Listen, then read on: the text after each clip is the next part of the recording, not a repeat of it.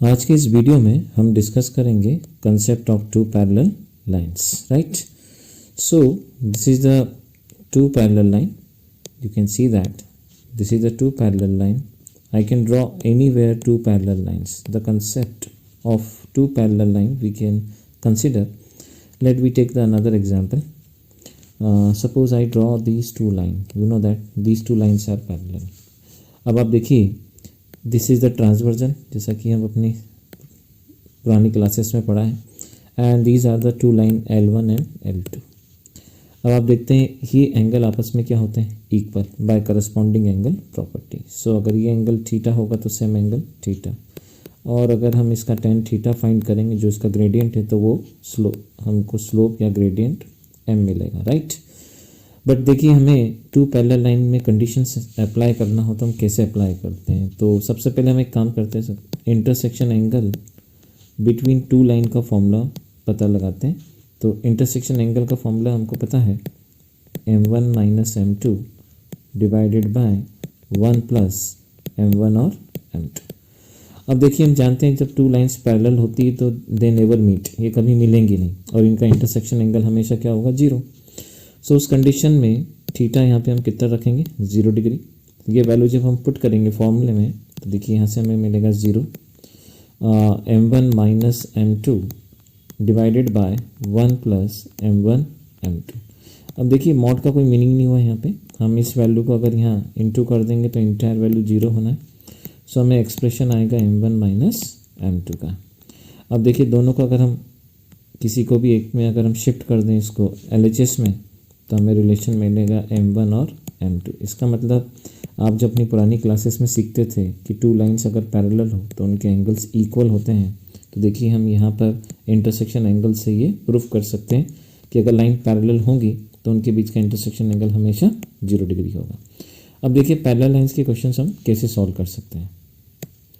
तो देखिए, इसका एक एग्जाम्पल लेके हम इसको सॉल्व करते हैं. सपोज हमें एक लाइन गिवन दे रखा है 3x plus 4y equals to 12. ये एक given equation and the line passing through 1,2. ये कोई डिफरेंट लाइन है जो पास हो रही है, बट इस लाइन के पैरेलल है जिसका इक्वेशन आप ये देख रहे हैं यहाँ पे, राइट. और हमें इस लाइन का इक्वेशन फाइंड करना है. तो इट्स वेरी इजी. हम इस पूरे इक्वेशन का स्लोप निकाल लेते हैं. आपको पता होगा स्लोप निकालने के लिए आपको इक्वेशन को y equal to mx plus c में कन्वर्ट करना है. सो y इक्वल्स टू जब हम सॉल्व करेंगे सो माइनस का 3/4x and plus 12 divided by 4. तो देखिए, ये जो हमको वैल्यू मिली ये ग्रेडियंट होता है, m होता है. सो इस लाइन का जो m निकल के आया वो -3/4 है, तो इस लाइन का भी -3/4 होगा क्योंकि दोनों लाइनें पैरेलल हैं. So y minus y1 is equals to m x minus x1. हम फॉर्मूला अप्लाई कर देते हैं यहाँ पे, राइट.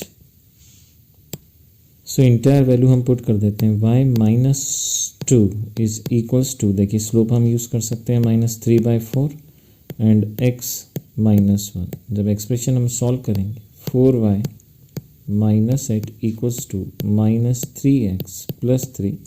इस एक्सप्रेशन को जब आप सॉल्व करेंगे सो 3x plus 4y equals to 8 को अगर हम RHS में शिफ्ट कर दें तो ये हो जाएगा 11. तो देखिए, इस लाइन का हमें इक्वेशन मिला. इसी लाइन का एक डायरेक्ट इक्वेशन आपको हम बताते हैं. देखिए, डायरेक्ट कैसे निकाल सकते. सो डायरेक्ट इक्वेशन में देखिए आप, ये वाला फेज जो लाइन का आपने निकाला वो पुरानी लाइन से मैच करता है. दोनों लाइन जब पैरेलल होती हैं तो ये फेज हमेशा इक्वल होता है. चेंज कांस्टेंट में आता है. इसका कांस्टेंट देखेंगे आप 12 है और इसका कांस्टेंट 11 है. तो देखिए, हमको अगर इस लाइन का इक्वेशन निकालना था तो इस लाइन का इक्वेशन चलिए हम यहाँ निकालते हैं. इसको हम डायरेक्ट भी लिख सकते थे. इसका हाफ इक्वेशन तो इसको आप कॉपी कर सकते हैं यहाँ से, 3x प्लस 4y, और इसका कांस्टेंट ही आपको जो है फाइंड करना था. सो देखिए, ये लाइन जो सेटिस्फाइड हो रही है वो 1,2 से हो रही है. देखिए, इसके कोऑर्डिनेट दे रखे हैं, ये इसी से पास होती है 1,2 से. तो ये कोऑर्डिनेट आप यहाँ पुट कर सकते हैं. तो 3 × 1 प्लस 4 × 2.